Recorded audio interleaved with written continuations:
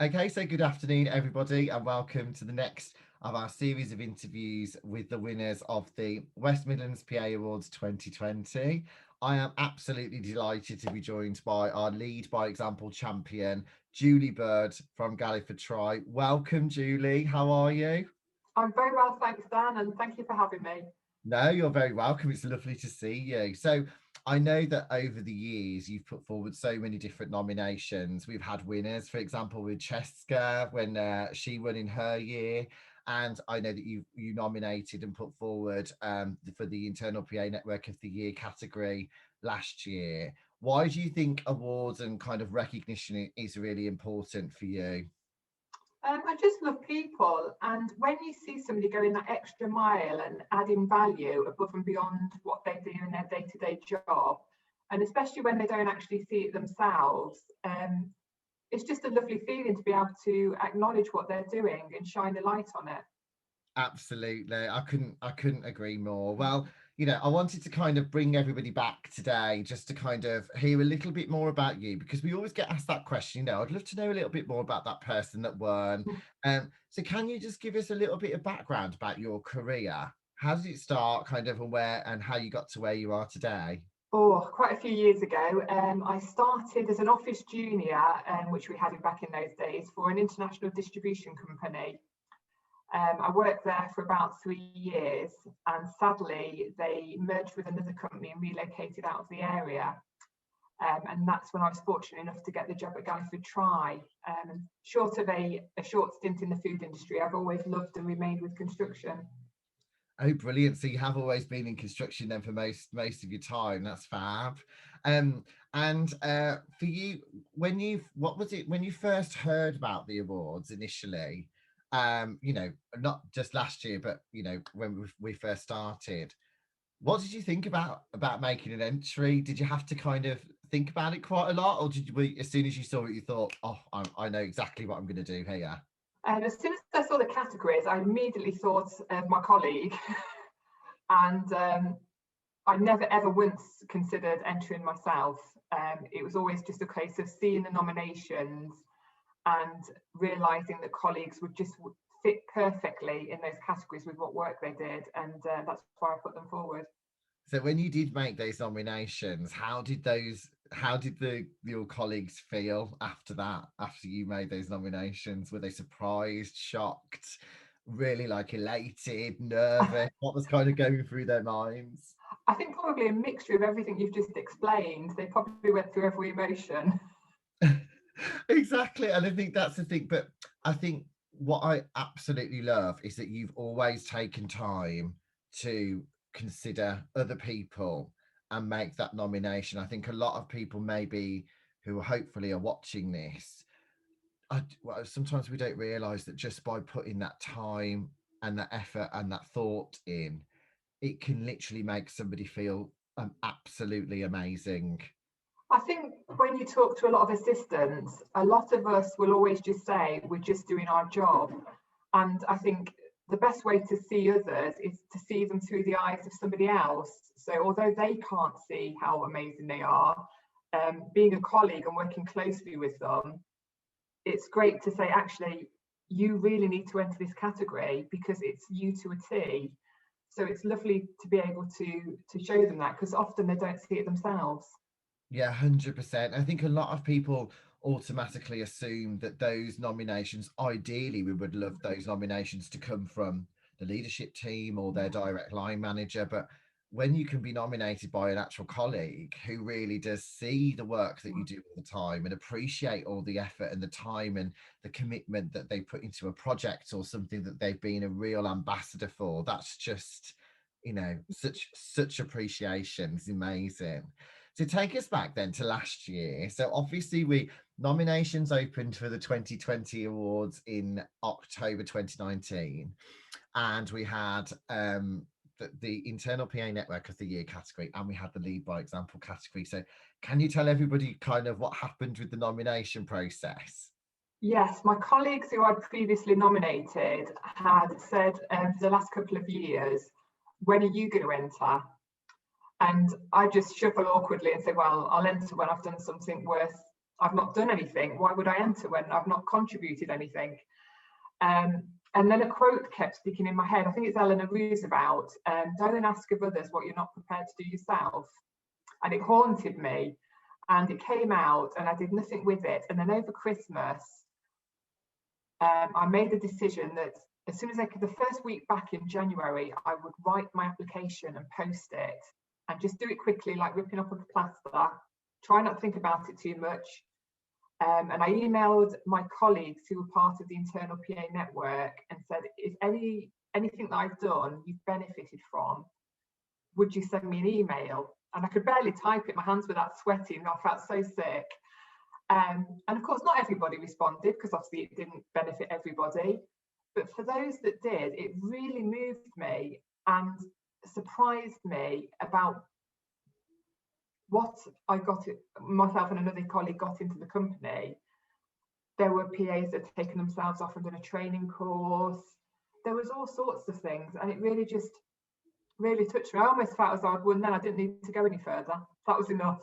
Yeah, and I think when you just see that those nuggets of appreciation, and as you say, we human beings are not used to, we're not self-praise people. You know, it's the thing that makes us more nervous than anything, public speaking and self-praise, and it really does kind of, you know, make us feel nervous. But I think doing that and taking that initiative and hearing that from your colleagues must have been really overwhelming. I think, and it's only when we take a step back and actually evaluate all of the different things that we've done, you put it down on paper, you don't realize actually how much we actually do. But then I kind of turned the tables on them, because when I saw these emails coming back, it suddenly made me realize, I was like, oh my God, I need to enter them as a category.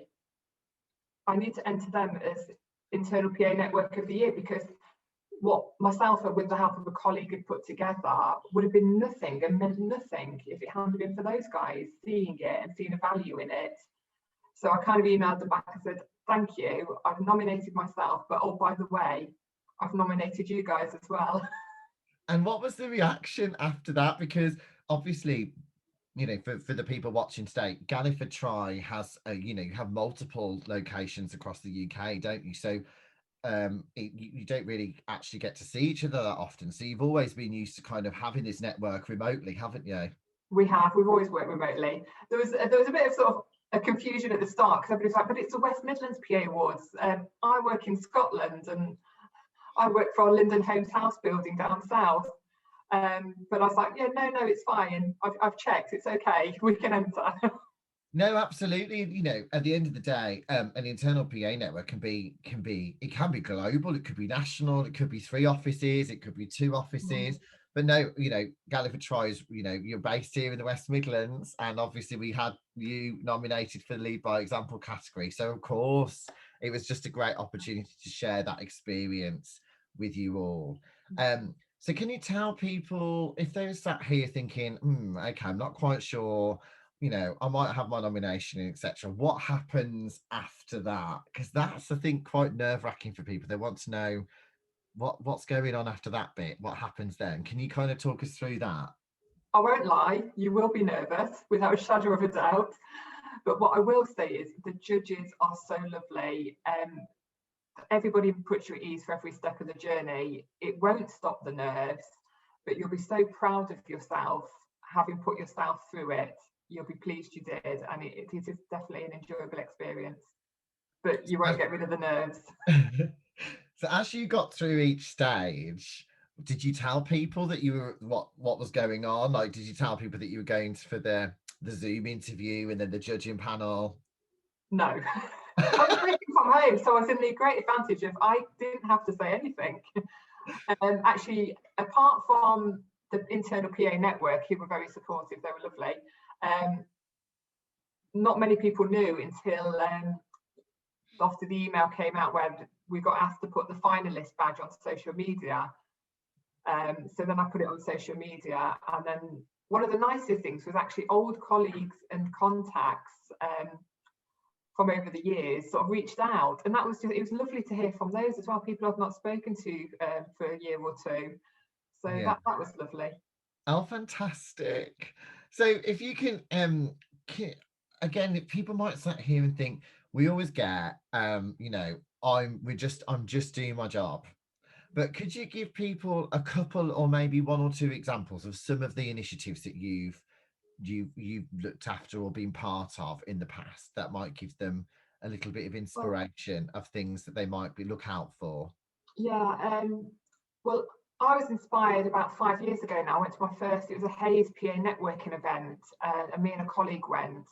And I came back and I thought, oh my God, it'd be amazing to have our own PA network. So I spoke to the PA to the managing director, Jane Neal, to shout out to Jane if she's listening. And we decided to form one. And then on the back of that, we'd have our lunchtime meetings and rack our brains, what can we do? And then we decided to do a competency matrix.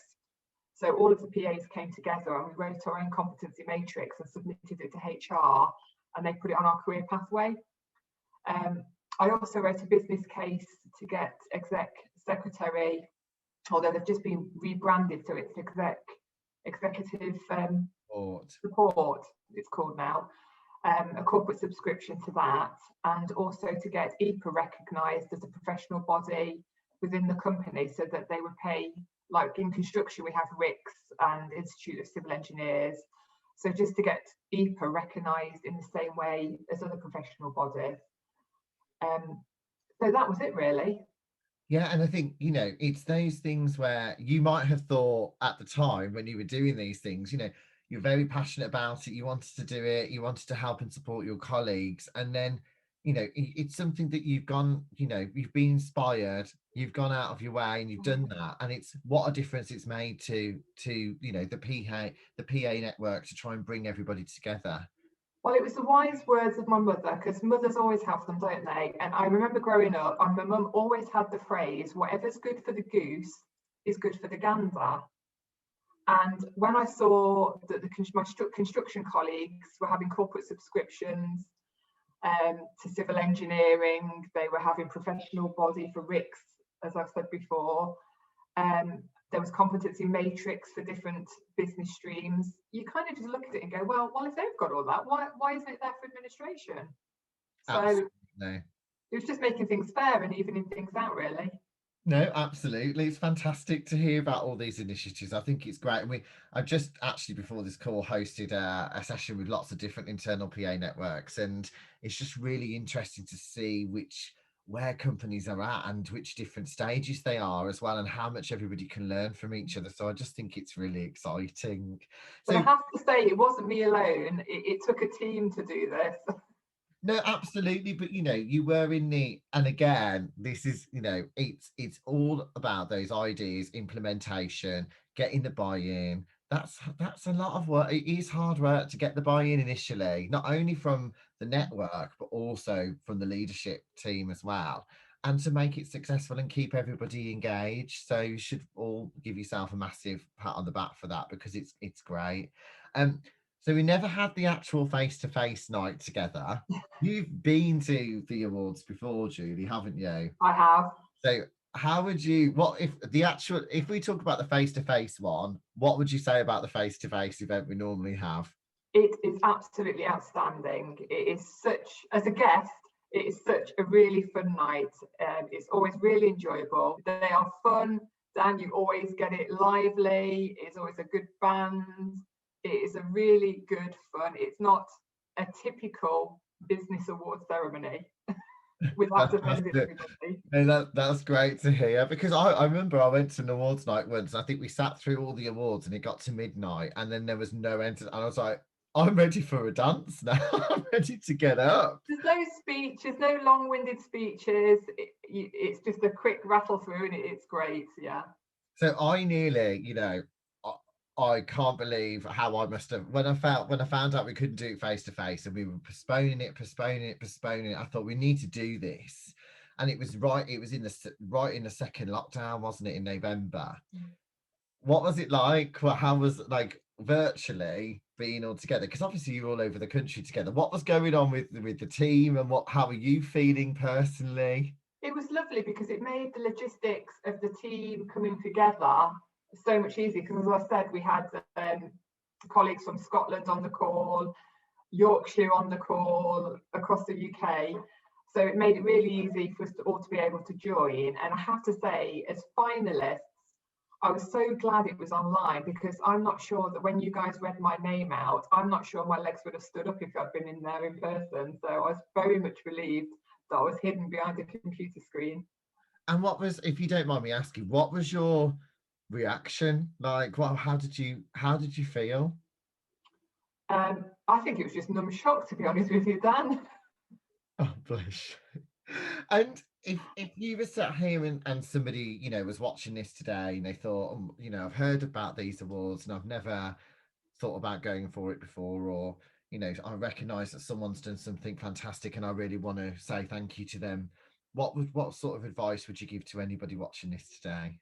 I'd definitely advise people to look at their colleagues, and if they see them adding value and being amazing, please take a moment to recognise that and nominate them. And I think if you're considering self-nomination, don't be put off.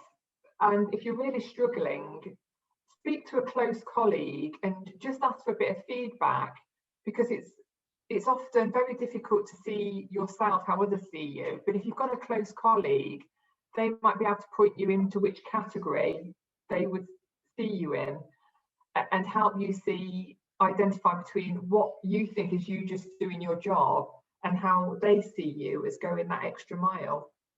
No, I think that's fantastic advice, Julie. Thank you so much for sharing that. I'm really grateful. Before we go, I've got something to show you. Look, it's your trophy.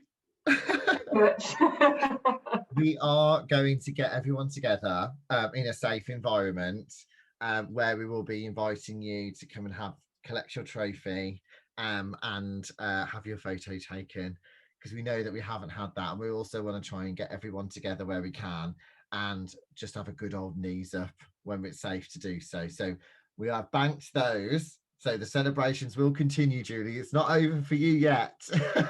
Well, thank you for that, and thank you for waiting until at least the hairdresser's opened. You're very welcome. Me too. But do you know, it's been an absolute pleasure spending time with you today, Julie. Thank you so much for joining us. Really grateful. Congratulations once again. Big shout out to all the Galliford Try crew. I'll let them know. It was a great opportunity to spend with you all, and we hope to see your nomination soon. Thank you, everyone. Bye. Thanks, bye.